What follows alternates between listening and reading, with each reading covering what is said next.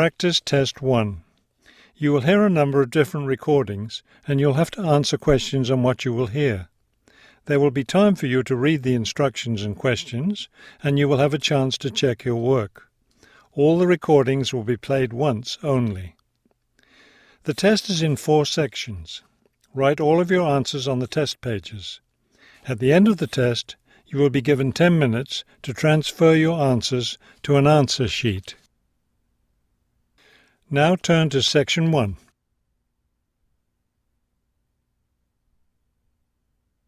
Section 1. You will hear a man asking for information about language classes over the phone. First, you have some time to look at questions 1 to 4.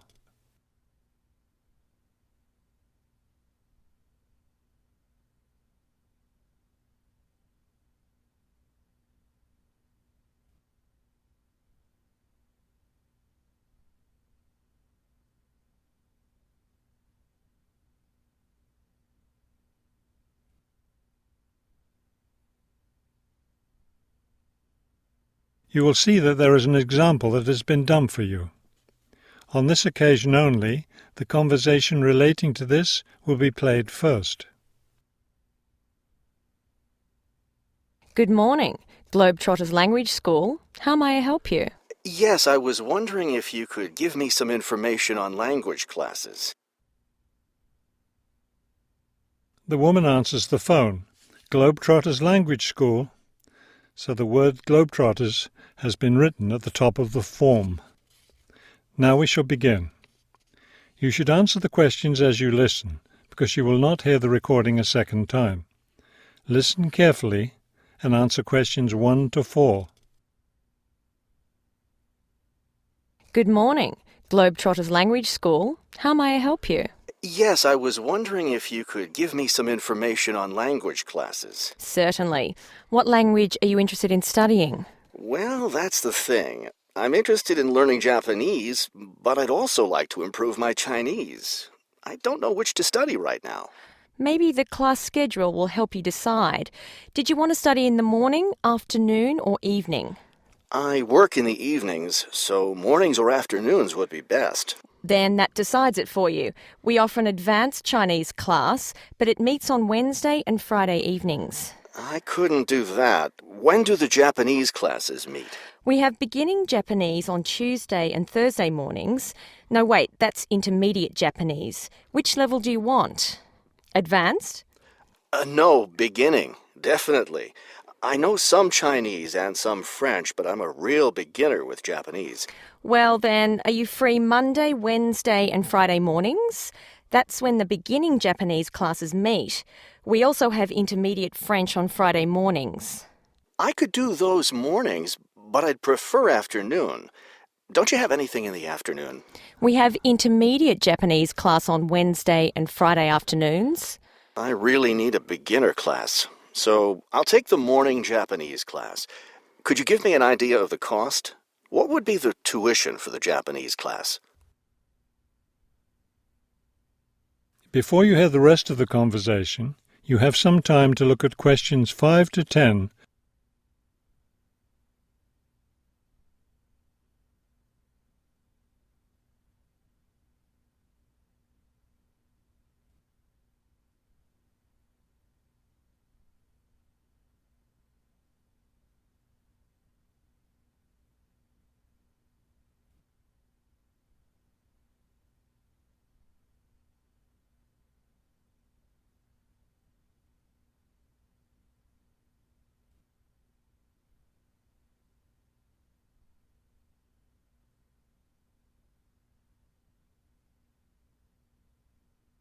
Now listen and answer questions 5 to 10.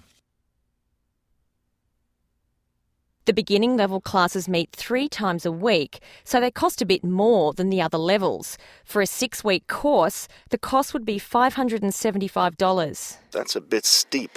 If it's hard for you to pay that much, you could sign up for just 4 weeks of class and pay $410, or you could pay for 1 week at a time at $125 a week. That comes out to be much more expensive once you add up all the weeks. That's true. You can save money by registering for 2 levels together. For example, pay for your beginning and intermediate classes now, and you'll get 12 weeks of class for just $1,050. That's not a bad deal, but I can't come up with that much money at once.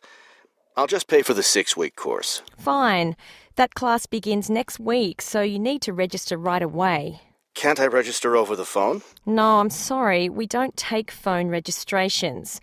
What you'll need to do is visit the school office today or tomorrow. Bring a cheque for the tuition and a photo ID. Is that all? Yes, we'll give you a registration form to complete, or you can save time by visiting our website and downloading the form there. Complete it and bring it into the office with your cheque. Great. I'll stop by this afternoon. Fine. When you arrive, ask for Mr. Lindsay. He's in charge of student registration. I'm sorry, Mr. Who? Mr. Lindsay, spelled Lindsay. Thank you for your help. Thank you. We'll look forward to seeing you in class. That is the end of section 1.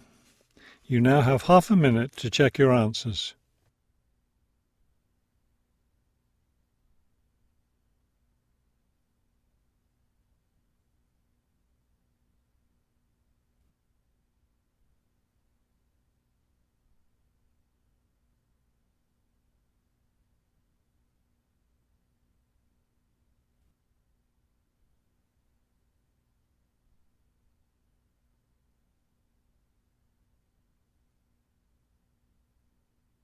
Now turn to Section 2.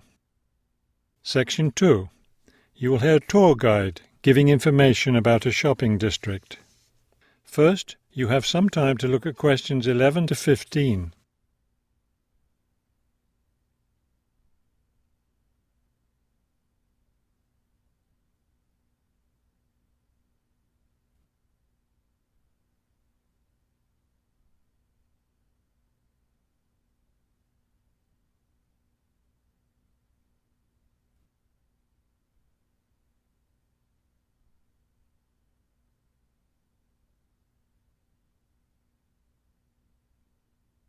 As you listen to the first part of the talk, answer questions 11 to 15. This afternoon, we'll visit the city's shopping district. Several blocks in the area are closed to car traffic, and I know you'll enjoy walking around there. I'd like to give you an overview of the district now, since you'll be on your own once we get there.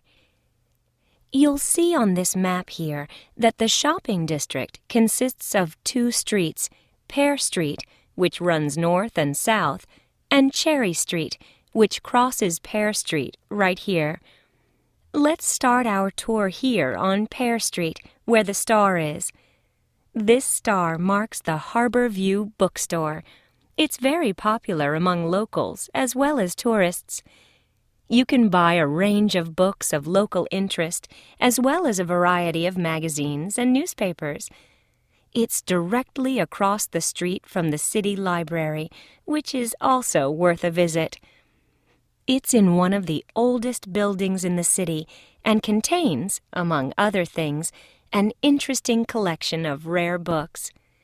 Now, moving up Pear from the bookstore toward Cherry, the next building on the left is the Pear Cafe.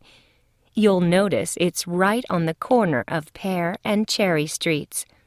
It's a great place to relax while enjoying a delicious cup of coffee or tea. You can talk with friends or read quietly. They have a variety of books and magazines available. From the windows of the cafe, you can look right across Cherry Street for a lovely view of city gardens. It's a rather small garden, but it contains a variety of exotic plants and flowers. Let's leave the cafe and cross Pear Street. On the opposite corner, we're at Caldwell's Clothing Store, which you might also want to visit. They sell both men's and women's fashions from countries around the world.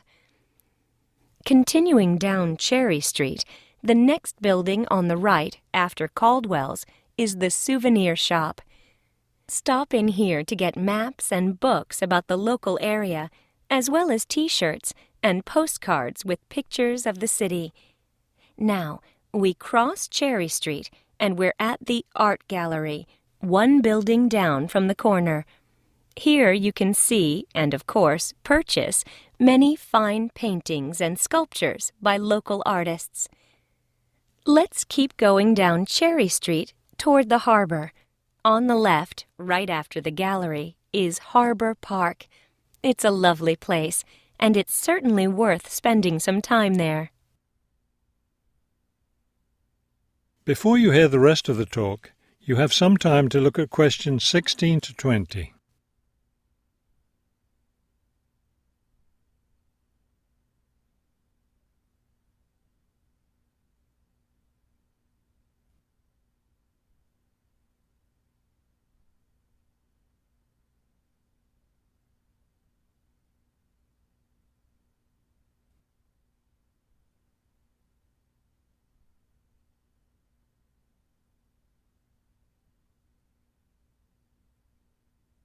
Now listen and answer questions 16 to 20.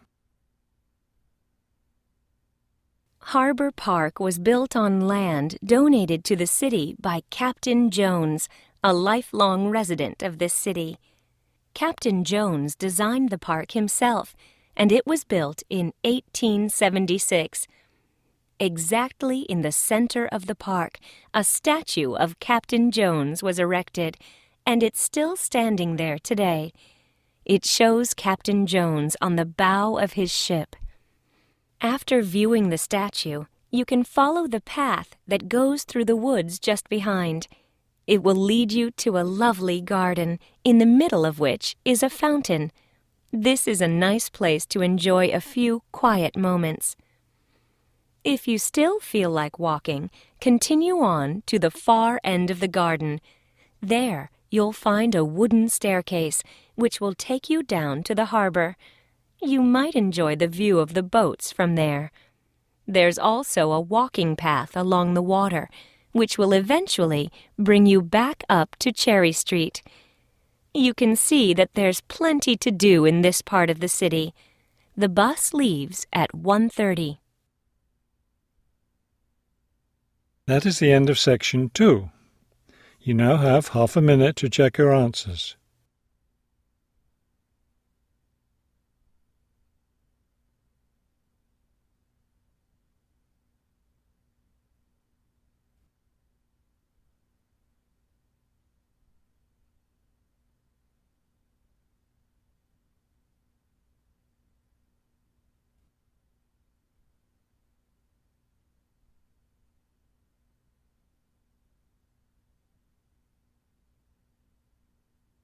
Now turn to Section 3.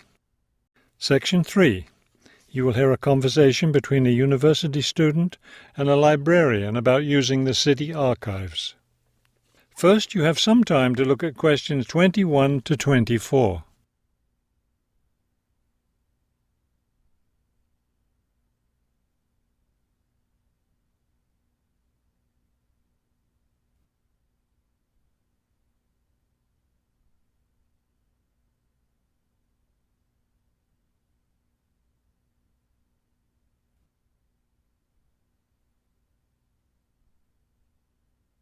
As you listen to the first part of the conversation, answer questions 21 to 24.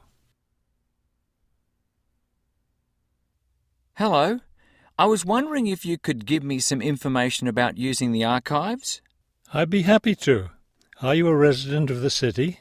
Actually, I live just outside the city, but I study at the university downtown. That's fine. All you need to do is show your university identification card, and you can use the archives at no charge, as long as your ID card is current, of course. Yes, it's valid. So I don't have to pay anything? No, city residents pay an annual fee, but students can use the archives for free. Everyone else needs to get special permission from the director, but that doesn't apply to you, of course. Oh, good. I was also wondering about the schedule. I have classes every day, Monday through Friday, and I also have a part-time job, so I could really only use the archives on weekends. That's not a problem at all. We're open all weekend. Actually, the only day we're closed is Monday, so you can come any day, Tuesday through Sunday. Are you open in the evenings? Yes, we're open from 9:30 in the morning until 8:30 in the evening. That will fit my schedule well. Before you hear the rest of the conversation, you have some time to look at questions 25 to 30.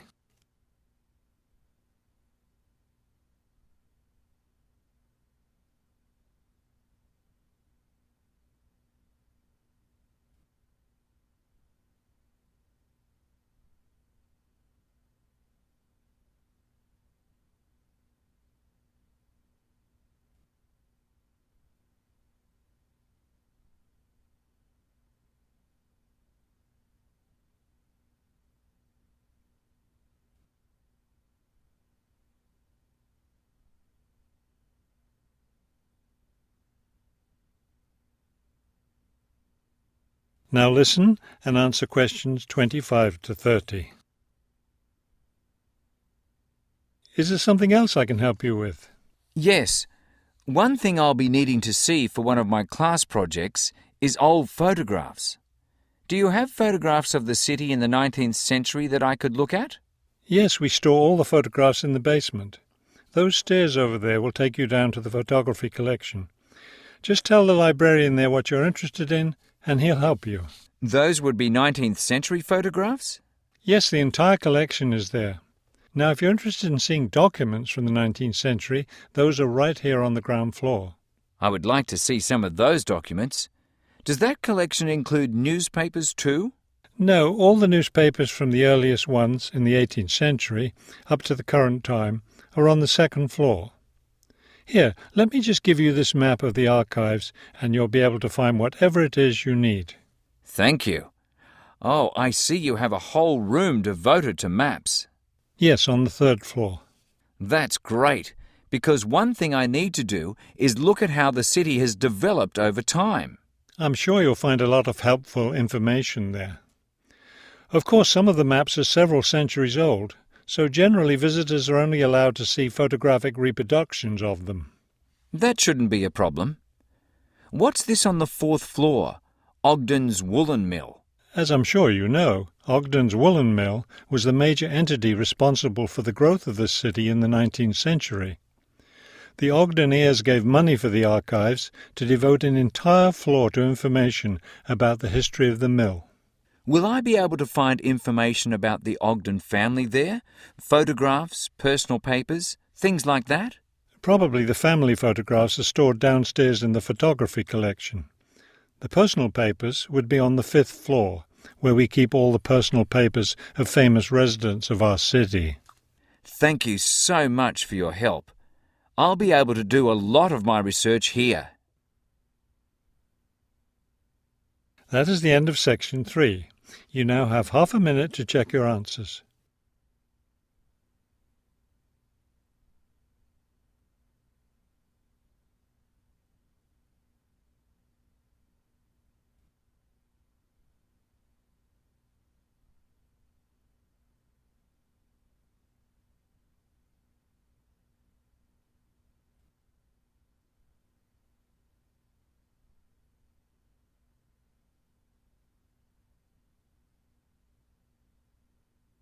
Now turn to Section 4. Section 4. You will hear a lecture about wind energy. First, you have some time to look at questions 31 to 33.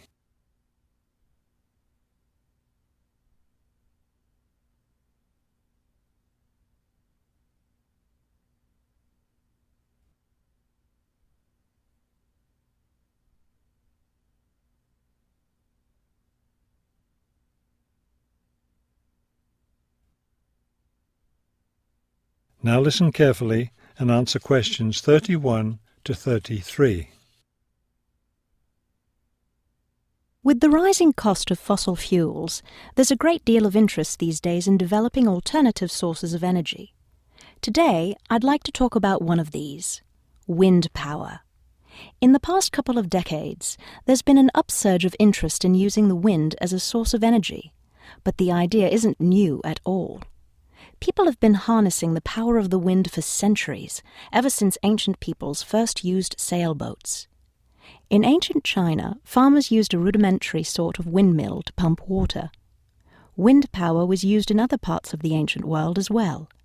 In Persia, for example, farmers used wind-powered mills to grind their grain. During the Middle Ages, in the Netherlands, people went back to the ancient idea of using the power of the wind to move water. They used windmills to drain lakes, thereby creating more land for farming. Before you hear the rest of the talk, you have some time to look at questions 34 to 40.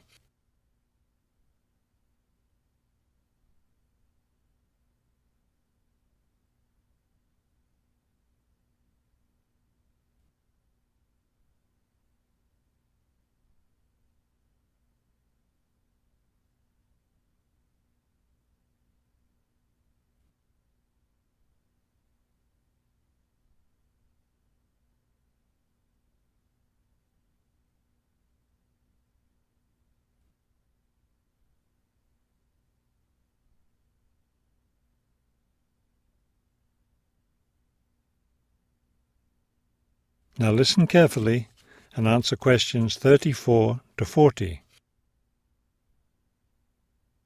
At present, people around the world are using the wind to generate electricity, some old methods, some new. Is this the solution to our modern energy problems? Well, as with anything, there are both advantages and disadvantages to using wind power. Let's take a look at some of the reasons to use wind power. One of the biggest problems with using fuels, such as oil and coal, is pollution. Wind power, on the other hand, is clean. It causes no pollution and therefore doesn't contribute to global warming. Another great advantage of wind power is that it's a renewable resource. Oil and coal reserves are limited, but will never run out of wind. Economics is another reason to use wind power. Using the wind to generate electricity costs less, much less, than running other types of generators. In addition, since wind turbines don't take up much land, the land around them can be used for other purposes, such as farming. There are disadvantages, however. Even though generating electricity with wind is relatively inexpensive, the technology isn't cheap. The initial costs of setting up wind turbines can be quite high. Another issue is reliability. Wind doesn't blow at a constant strength. Therefore, at times, a lot of electricity can be produced, while at others there may be little or none.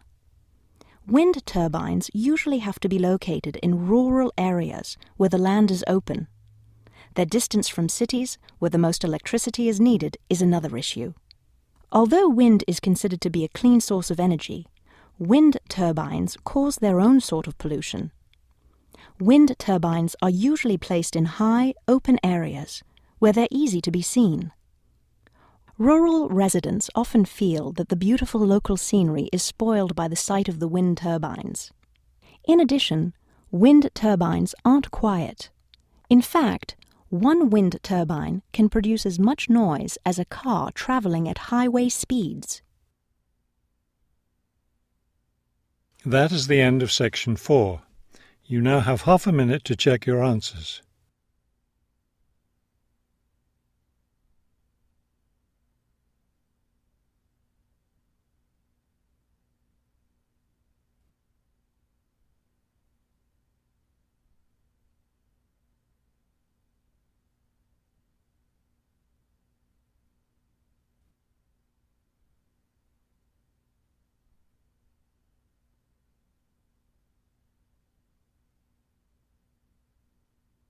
You will now have 10 minutes to transfer your answers to the listening answer sheet.